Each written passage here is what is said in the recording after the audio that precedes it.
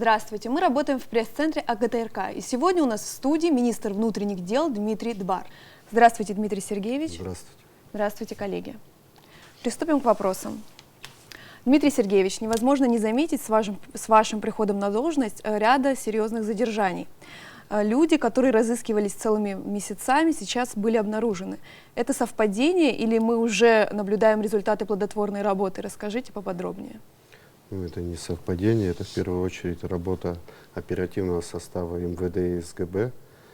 Мы совместно проводили данные операции, то есть устанавливались, где находятся лица, у кого они могут находиться, кто им помогает, и, соответственно, потом происходили задержания, которые нам всем известны. На первом задержании, конечно, было оказано сопротивление сотрудникам органов правопорядка. На втором задержании человек сам сдался. То есть был оцеплен дом, окружен, было предложено сдаться, и, то есть добровольно он сдался. Пожалуйста, коллеги, есть уточняющий вопрос? Ну, есть не столько уточняющих, как бы в продолжение. Будучи депутатом парламента, вы очень много раз выступали за ужесточение наказания за распространение наркотических средств. Как бы, зная вашу принципиальность в данном вопросе, очень многие, скажем так, воспряли духом, но по большей части все-таки пока мы видим такие мелкие задержания, когда очередь дойдет до, скажем так, наркоторговцев или людей, крышующих этот бизнес. Это мой первый вопрос.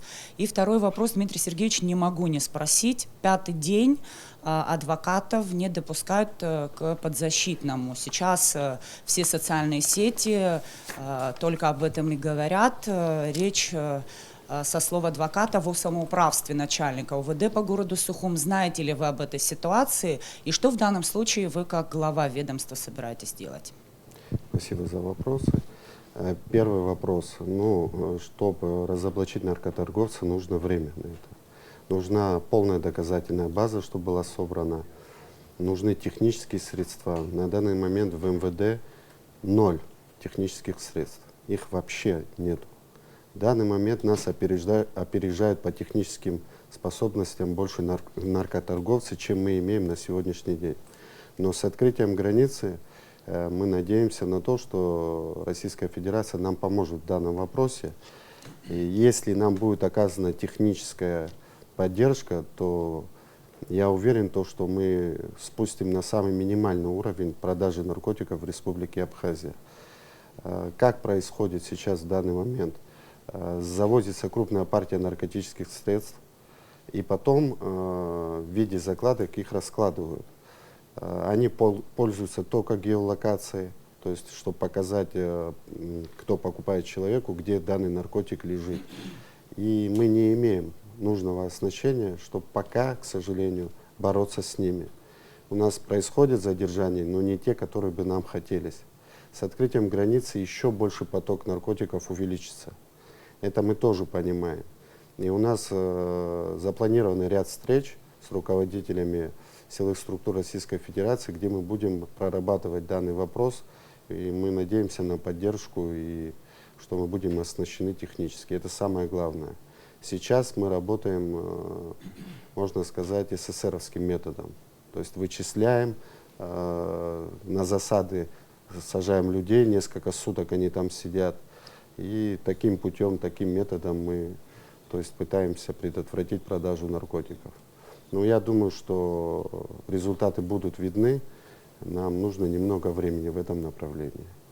Второй вопрос, сразу, когда появилась данная информация, мой заместитель выехал в УВД города Сухум. Данный гражданин, который задержан по 155 статье, 4 части, он был доставлен в СВС в кабинет, визуальный осмотр, то есть заместитель министра произвел. Там, мало того, находился еще депутат городского парламента Пилия. То есть они поговорили с осужденным, никаких визуальных побоев у него нету. Час назад буквально мне принесли судмедэкспертизу, где уже врачи его посмотрели. Они тоже дают заключение, вы можете потом у нашей пресс-службы взять, что у него никаких побоев нету. И если честно, я считаю то, что не в соцсетях надо писать и призывать. Ну, добиваться, если справедливый приговор был, или какое-то решение было, или действие сотрудников милиции, есть надзирающий орган прокуратура, писать туда, и они будут наказаны по закону. Но хочу сказать, что не настолько невинен данный молодой человек, о котором речь идет. Он дважды у нас судимый. То есть это в 2013 году по аналогичной статье и в 2016 году по аналогичной статье. В данный момент он подозревается в краже в размере 425 тысяч рублей. Это особо крупный размер. То есть ранее, что он был 2 раза судим, и это аналогичная статья, что и сейчас. Я понимаю, что как бы для каждого, там, не знаю, родителя, супруги, его родной человек — это чистый человек. Ну, он у нас подозревается. Мы считаем, что у нас есть веские основания для его задержания. То есть он, можно сказать, наш клиент постоянный. И в отношении него, если были бы какие-то побои, я принял бы незамедлительно бы кадровые решения. Ну, ни судмедэкспертиза, ни мы визуально это не подтвердили. Спасибо. В продолжение темы задержаний хотелось бы поговорить. Мы не раз становились свидетелями того, как дела рассыпались. Не хватало доказательной базы или были какие-то допущены, возможно, процессуальные ошибки. Скажите, сейчас как налажено взаимодействие между правоохранительными органами, всеми структурами? Не будет ли сейчас такого? Взаимодействие у нас налажено сейчас очень хорошо. Генеральная прокуратура, МВД, СГБ сотрудничают в плотном режиме. Ну, я не могу давать оценку органам следствия. То есть они выписывают нам протокол задержания. Наша задача — это найти человека, задержать, доставить, и дальше уже следственные органы будут работать по данному преступлению. Пока на данный момент, наверное, это больше генеральный прокурор прокомментирует насчет дел, рассыпаются они или на какой стадии они находятся. Но зачастую мы видим, что и те дела, которые железобетонные, как на нашем языке говорится, они рассыпаются в определенных инстанциях. Мы над этим работаем, мы будем все официально опубликовывать, то есть у нас полная открытость. И, в принципе, следственные органы я и не имею права комментировать. Это не мое ведомство. Я вас поняла. Пожалуйста, вопросы. Зураб Аргун, Интерфакс, информационное агентство. В нашем обществе есть серьезный запрос на проведение реформ в различных структурах государства. Есть ли планы по реформированию системы МВД? И будет ли меняться название милиция на полицию, как это произошло во многих постсоветских странах? Ну, вы знаете, на всякие реформы нужны денежные средства, которые в данный момент Республика Абхазия, к сожалению, не имеет. Но и в предвыборной программе президента, и в данный момент, то есть уже идет работа в этом направлении. По замене названия, то есть милиции на полицию, ну, я, наверное, считаю, что сначала надо качество милиции изменить, а потом название мы всегда изменим. И это тоже имеется в виду, что будут большие затраты, даже по замене элементарного названия. То есть это надо и форму заменить, это надо и материально-технически по-другому подойти к этому вопросу. Сейчас юристы работают над данным вопросом. Мы будем иметь и экономическое обоснование данного вопроса. И я думаю, через какое-то время мы уже представим, как мы видим реформы правоохранительной системы, в частности МВД.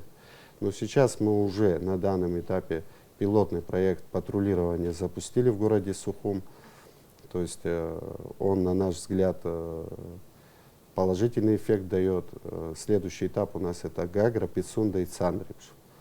И мы потихонечку будем заниматься реформированием. Манана Гургули, Абхазия Информ.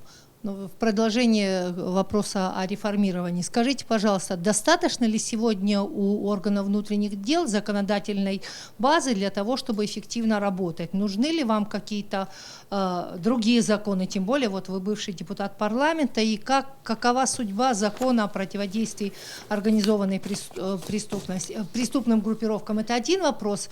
И второй вопрос.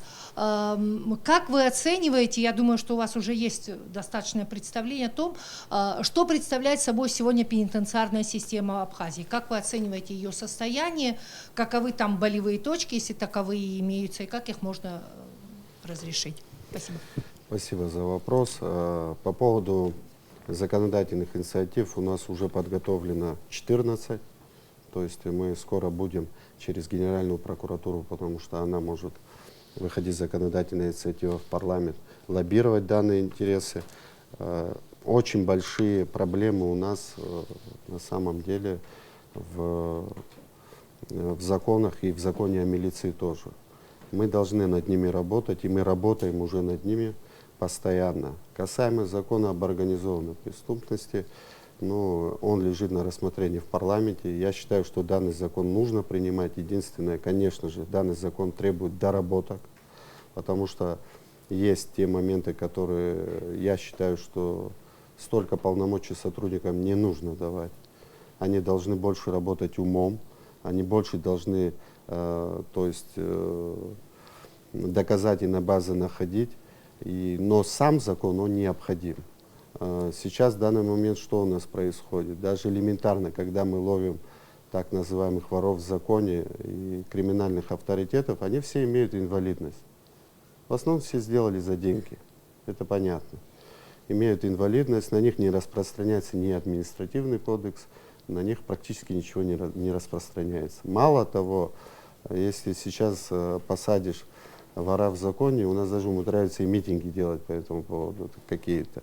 То есть население к этому надо готовить.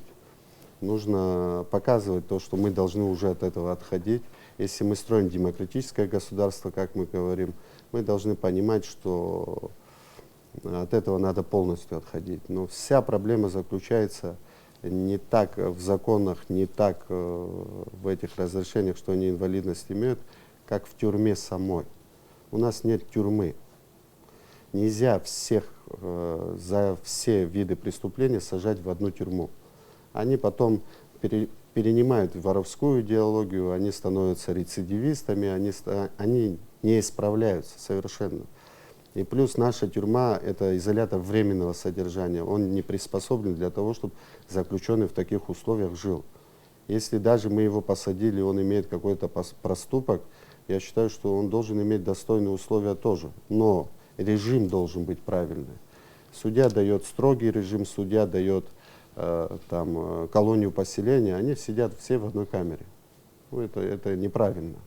Сейчас в данный момент идут переговоры с Российской Федерацией по поводу, вот вы слышали, наверное, это год-полтора назад было, по поводу строительства тюрьмы.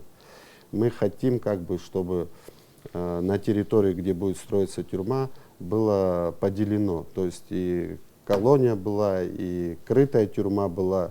То есть для нас хватает, если у нас будет тюрьма на 500-600 человек. Если у нас будет нормальная тюрьма, я вас уверяю, что у нас уровень преступности будет на минимальном уровне. У нас с этим проблем нет. Работать можно, сотрудники могут работать. Вы инициировали некоторые мероприятия в Бранском СИЗО, да, после вступления в должность. Результаты они дали, и вообще это периодически будет проходить, или была такая разовая мера, акция? Нет, это не разовая, она постоянно проходит. Очень много, то есть изымается там ножей, запрещенных веществ, постоянно, регулярно. Вся проблема в том, что люди, которые приносят так называемые дачки, это посылки для заключенных, они в них прячут там и в хлебе, и везде, и ножи, и наркотики. Мы с этим сталкиваемся, боремся как можем. Но каждый раз, когда мы проводим обыска, каждый раз мы находим заново ножи, заново какие-то тупые предметы, телефоны, наркотики. Все заново находим. Будем это делать регулярно. Мы уже в СИЗО МВД здесь отбили эту охоту. У нас 2 проверки было, ничего мы не нашли. Постепенно. СИЗО Дранда — это очень сложно. Там очень мало контролеров, они не идут на работу туда. Кто будет с таким контингентом работать за зарплату в 10 тысяч рублей? Никто не хочет работать. Естественно, мы понимаем, что нам нужно повышать уровень заработной платы как минимум в СИЗО в 3-4 раза. Тогда у нас будет какой-то эффект. В данный момент на дежурство заступает 3-4 контролера. они обслуживают 350-400 человек. Ну, помимо охраны. Телефоны тоже запрещены, да? Запрещены, конечно. Ну, всегда проносят, мы изымаем, и это постоянно происходит. То есть тюрьму надо строить, тогда будет эффект. Спасибо. Пожалуйста. Бадрий Сява, спутник Абхазии. Если позволите, я бы хотел вернуться к вопросу касательно адвоката, которого не пустили к своему Да. клиенту. Все-таки Да. я хотел услышать, насколько эти действия руководства УВД были правомерны, и какое решение было принято в итоге, адвокатов допустили к своему клиенту или нет. Я возвращаюсь к этому вопросу. У нас есть надзирающий орган прокуратура. Никто не мешает адвокату написать туда. Прокуратура присылает представление на имя министра. Министр уже реагирует. Устные мои поручения были даны. В данный момент данный заключенный сейчас будет перемещен в СИЗО Дранда, где никаких помех для адвоката не будет. И вообще я считаю, что на своем уровне адвокаты должны как-то наладить взаимодействие с правоохранительной системой, а не митинговать у окон и писать в интернете. Мое личное мнение я выражаю. И писать то, что мы, как бы, сотрудники УВД пошли там и начали избивать или зубы выбили, ну, это клевета, можно сказать. А как так? Почему это не нашел судмедэксперт? Почему не нашли мы этого? Он ни одного синяка не имеет, ни одного побоя не имеет. В чем проблема? Спасибо. И вот следующий вопрос. По вашему указу был разработан ряд мер по обеспечению безопасности дорожного движения, Да. снижению аварийности. Среди приоритетных направлений, я вот зачитаю, чтобы быть точным, в ходе структурные преобразования, в том числе структурные преобразования и организационно-штатные изменения, связанные с объединением ДПС и ППС, а также реорганизация стационарных постов ДПС госавтоинспекции. Меня интересует, как это будет происходить на практике, когда и в какую сумму это все сядет. Это уже происходит в городе Сухум. Я же до этого говорил про пилотный проект. То есть сотрудники ГАИ уже не занимаются не только правонарушениями, они занимаются еще и общественным порядком. Если поступил сигнал 02, ну, вызов 02, то сотрудники патрульной службы сразу приезжают на место. Это мобильно, это эффективно. В данный момент то, что мы видим за месяц в городе Сухум, то есть данный проект оправдывает себя. По поводу постов. Месячный срок дан личному составу, который работает на постах. Если мы не увидим результатов на постов, они будут переформированы в стационарные посты милиции. То есть, чтобы человек мог остановиться, это будет гражданин Абхазии или отдыхающий, мог написать заявление, мог проконсультироваться, а сотрудники ГАИ, которые перейдут в патрульную службу, будут патрулировать трассу республиканскую нашу и на месте видеть своими глазами, где происходит правонарушение и где у нас более проблемные точки. Вот сейчас, когда мы закончим с Сухумом, у нас спад пошел преступности в Сухуме, мы переходим в курортную зону в первую очередь, это Гагра, Цандрыб, Шипицунда, а потом уже поэтапно в каждые города. Но для этого нужны большое количество автотранспортного средства, большое количество топлива. Пока в данный момент мы как бы можем осилить город Сухум и Гагру, Гагринский район. Один вопрос. Не могли бы вы уточнить, на какой процент спад преступности в Сухуме наблюдается после вот последних введенных У мер? нас квартальная статистика будет скоро готова. Вы можете сделать запрос в нашу пресс-службу, мы вам дадим точные цифры. Скажите, пожалуйста, есть такая информация, что в период карантина, наоборот, участились грабежи и кражи. Это так или это не соответствует действительности? Ну, естественно, в период карантина, как говорится, люди становятся более как бы голодные и более... Речь о Сухуме, да, речь идет о Сухуме. Ну, в принципе, мы видим, что мы справляемся с ситуацией. Я вам сейчас скажу, кражи у нас зафиксированы 9, раскрыто 4. Убийство с покушением на убийство у нас 2 было раскрыто 2. Похищение граждан не имело места. Тяжкие телесные повреждения 3 преступления, раскрыто 2. Разбойные нападения 2, раскрыто 1. Незаконное ношение, хранение огнестрельного оружия 16 случаев, раскрыто 13.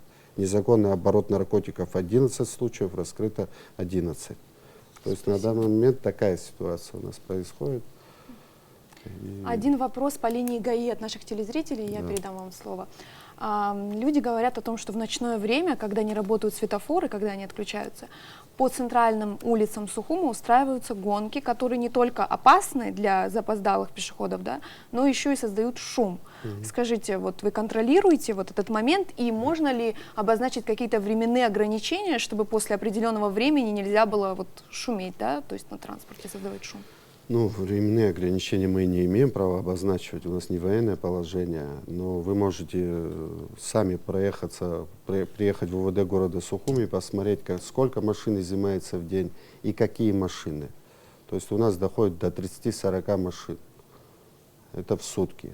Да, у нас есть эти проблемы, мы сразу реагируем, сразу же ставится машина на штрафстоянку, то есть, и мы же видим, что те люди, которые как бы жалуются на шум, потом стоят возле УВД и ждут, пока дадут машину. То есть с этим тоже мы сталкиваемся. Это общество должно в первую очередь захотеть. Это же они своим детям покупают эти машины. Они же понимают, что их дети не дают людям спать. А когда их доставляют в органы правопорядка, то за что доставили, почему он хороший мальчик? Он может быть хороший мальчик, но он нарушает правопорядок. Мы будем с этим бороться жестко. И я думаю, что какое-то определенное время будет спад этого в городе Сухум, потому что не каждый хочет неделями пешком ходить. Спасибо. Пожалуйста, коллеги. Элеонора Гилаяна, База ТВ. Дмитрий Сергеевич, вы зачитали, да и мы, в принципе, знаем, что в такой очень большой части преступлений так или иначе фигурирует незаконное оружие, незарегистрированное оружие, очень много хранения незаконного, ношения. При этом у нас есть такой многострадальный, очень спорный закон об оружии, который, насколько я помню, еще и в вашу бытность рассматривался, и никак не может парламент прийти, как я понимаю, да, к какому-то консенсусу в этом вопросе. Сейчас какова позиция МВД по вопросу о законе об оружии? Какой такой закон, который бы устраивал и правоохранительные органы, при этом, естественно, он должен вызвать понимание в обществе, да, мы тоже осознаем это. Вот какая сегодня позиция МВД по оружию в стране? Спасибо. Ну, вы знаете, что было поручение главы государства. Мы уже предоставили все документы, которые потребовал от нас глава государства. В данный период времени за 5 лет роздано 2267 разрешений на ношение оружия. Это катастрофа для нашей страны. Сейчас мы, когда нам попадаются люди, которые имеют даже разрешение на ношение, мы забираем оружие, проверяем его по учетам СГБ и МВД. Если он не имеет судимость, не имеет криминальный след, человек, в принципе, не виноват в том, что мы раздавали эти разрешения. Мы возвращаем ему только на хранение оружия и будем, последующие участковые будут проверять, как хранится данный вид оружия и в надлежащем ли виде.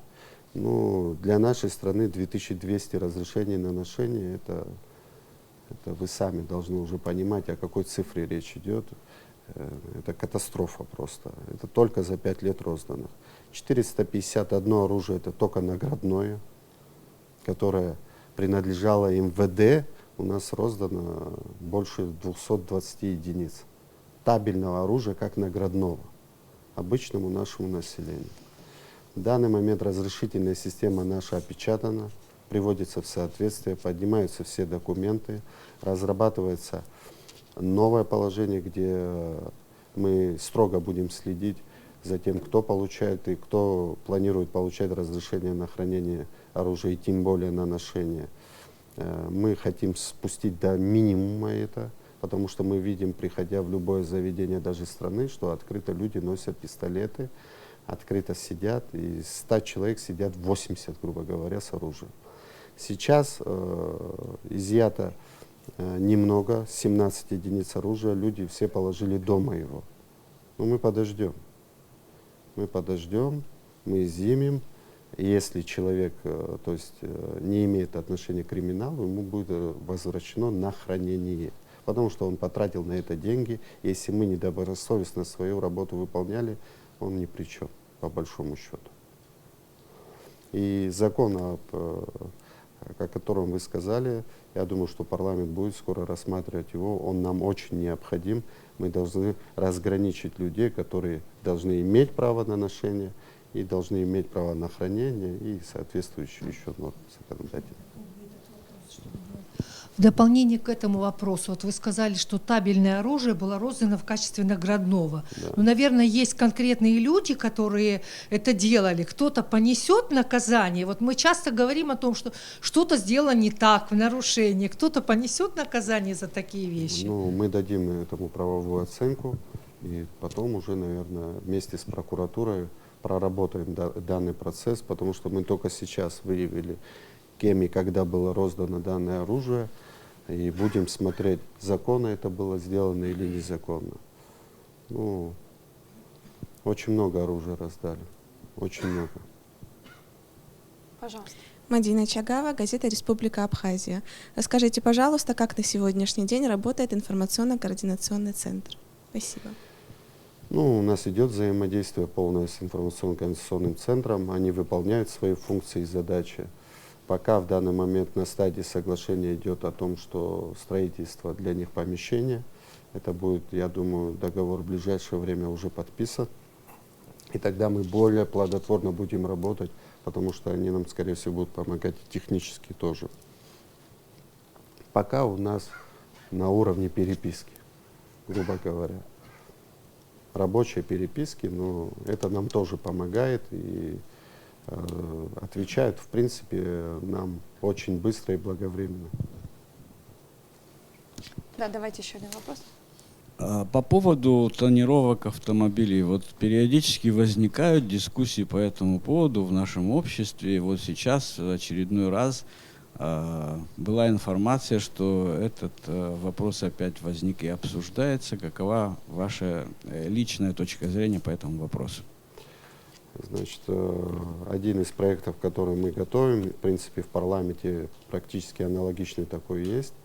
Мы хотим разрешить, попросить парламент, чтобы разрешили 50% тонировки, но и в то же время хотим ужесточить тем, которые данные нормы не будут соблюдать. Мы понимаем, что здесь юг, мы понимаем солнечные лучи.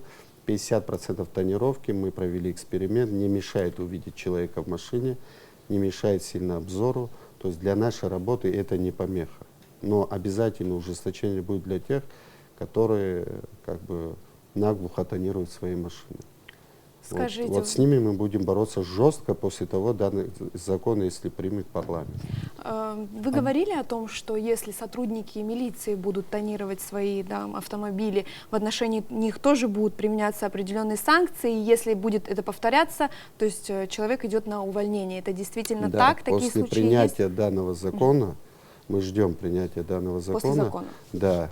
То есть руководство МВД лично выйдет все горорганы, будут проверять автотранспортные средства сотрудников, и тем, кому не положено оперативно, у всех будут сняты с предупреждением. А потом, естественно, если не поймут, то будут приниматься кадровые решения. По системе штрафов тоже один вопрос. Скажите, как вы осуществляете контроль и прослеживаете правомерность действий ваших сотрудников, что они на дорогах берут штрафы по тем тарифам, которые в действительности есть? Ну, они же выписывают, протокол составляют, в протоколе они указывают, по какой статье административного кодекса, то есть правонарушение человек совершил, и тем самым мы потом проверяем уже. У нас недавно были выявлены случаи подделки протоколов сотрудниками, и ОСБ над этим уже работает. В этом году туристический сезон, под вопросом, он еще не открыт в связи с коронавирусом, но все же вы даете установки своим сотрудникам о том, чтобы они как-то определенным образом, наверное, общались с теми туристами, которые заезжают в Абхазию на личном транспорте. И тут же еще один вопрос. Наша трасса, она оборудована специальными знаками, чтобы люди не путались, которые заезжают, и есть ли разметка правильная? Вот есть такие проблемы? Проблемы существуют, естественно, но наша республиканская трасса от Псоу до Сухума, она более или менее оборудована знаками, то есть они в нормальном состоянии. Сотрудникам уже дано поручение УВР и ОСБ о том, чтобы они отслеживали, если сотрудники недобросовестно свои будут функциональные обязанности исполнять. Но мы думаем, что практикой будем бороться над этим.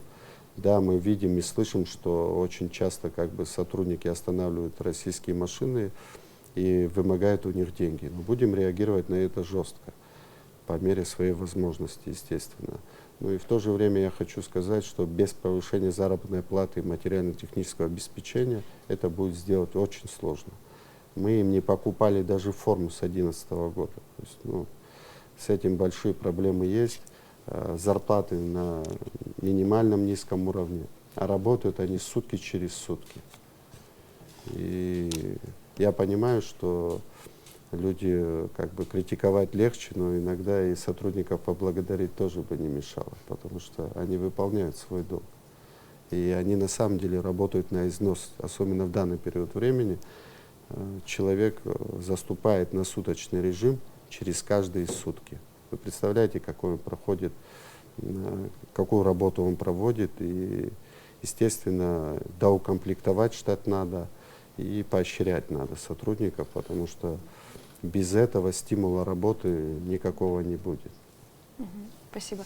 Недавно, если возвращаться к теме наркотиков, да, недавно жители Абхазии услышали новость, это открытая информация о том, что был задержан главврач Галской больницы за незаконное употребление наркотиков. Да. Скажите сначала вообще, какие меры в отношении этого человека применены, он отстранен от занимаемой должности или нет, и вообще насколько сложно вот контролировать, как сказать, употребление наркотиков, когда тесная взаимосвязь с профессиональной сферой, то есть это врач, который тем или иным способом, да, взаимодействует с больными, которым необходимы такие вещества, он их выдает, и как вот проследить вот этот момент, чтобы не было злоупотребления своими обязанностями? Ну да. Данный гражданин был задержан нами, сотрудниками УВД Гальского района, доставлен был, освидетельствован, показал метадон. Он был, конечно, в очень плохом состоянии. Меры, потому что отстранили его от работы или нет, не принимаем не мы. Есть министр здравоохранения, были соответствующие документы отосланы ему, и ему уже принимать, исходя из них, ну, решения, уже покадровые решения. Почему это произошло с руководителем Гальской больницы, мы обратили внимание. Вы, наверное, все видели интервью руководителя Гальской больницы? Да. Я не понимаю, у кого удивление, почему мы на это отреагировали. Мы не могли не отреагировать. Он засыпал у нас в кабинете, сидел. Он людей должен лечить. Может, он заслуженный человек.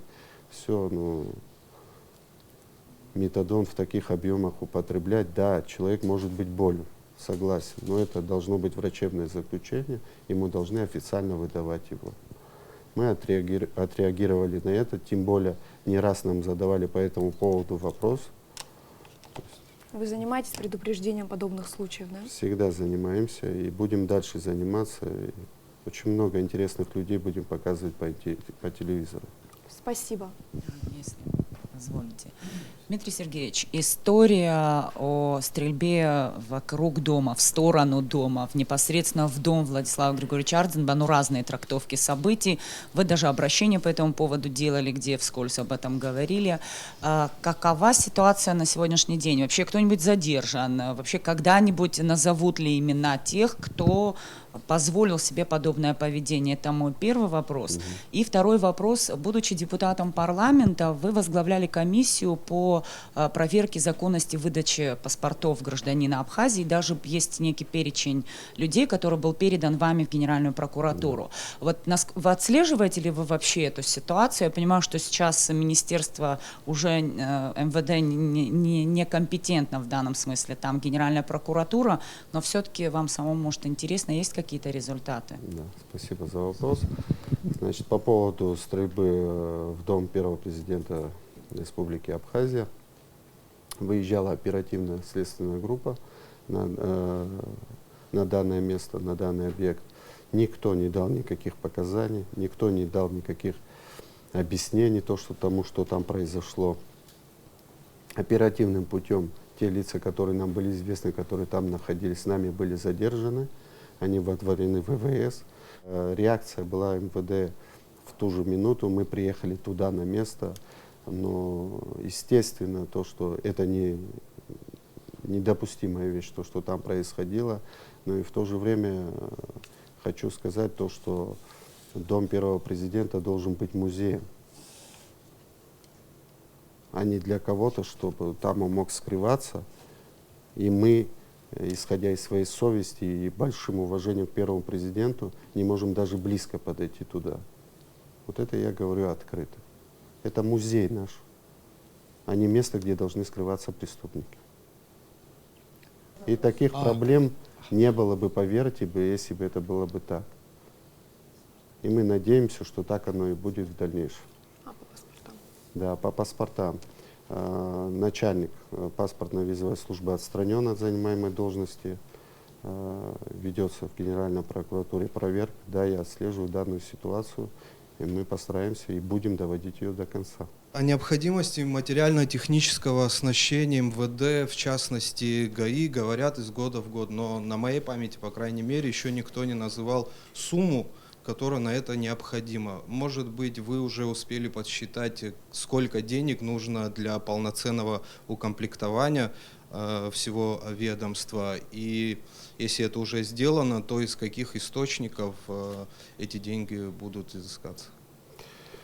Вы знаете, это пока еще не сделано, это на стадии разработки, потому что мы же переводим в патрульную службу. Там чуть-чуть другие средства нужны. И те подсчеты, которые были, они не подходят под это, потому что когда разные вещи, когда патрульная машина стоит на месте и люди с жезлами стоят, и когда они 24 часа курсируют по местности.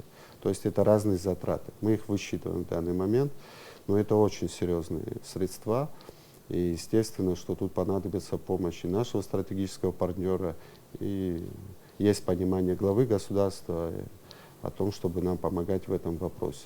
Недавно глава государства и к нашему предпринимательскому сообществу обратился о создании фонда для правоохранительной системы. Я думаю, к какому-то положительному результату мы уже придем. Мы тихо-тихо начинаем уже закупать какие-то автотранспорты, но пока это нам мешает в связи с коронавирусом, то, что границы закрыты. Я думаю, что в ближайшее время мы уже все предоставим, какие примерные затраты к этому нужны. Вы сказали о необходимости доукомплектации штатов.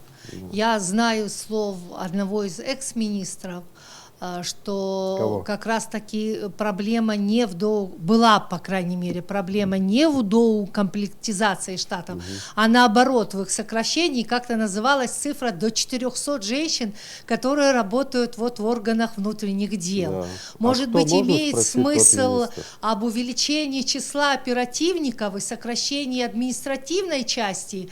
И, в принципе, сегодня в условиях компьютеризации, честно говоря, один айтишник с хорошим компьютером может сделать много больше того, что делает десяток людей, медленно набирающих какие-то документы. Вот как с этим обстоят? Вы говорили о реформировании, но вот с численностью и его сокращением или оптимизацией делаются какие-то шаги в этом направлении? Сейчас я скажу. Я имел в виду доукомплектация, это патрульная служба в первую очередь, это оперативная служба. Женского состава у нас достаточно, хватает, и все, которые министры говорили, их брали на работу. Вы понимаете, когда я провожу совещания, я радуюсь, что у нас столько женской боевой единицы в МВД находится, естественно. Но прежде чем сокращать штаты, нужно им предоставить альтернативную работу. Мы не можем их на улицу убрать. Мы их брали на работу и брали на себя обязательства. И сейчас, в данный момент, мы берем на работу это в патрульную службу, в оперативный состав, то есть укрепляем его именно людей, которые работают на земле. Я про них говорил. И за счет штатных единиц других подразделений мы будем увеличивать именно штатные единицы вот этих ведомств, которые нам приносят результат сегодня и сейчас. Наше время подошло к концу. По-моему, получилось очень интересно. Я напоминаю, у нас в студии был министр внутренних дел Дмитрий Дбар. До встречи в эфире. До свидания.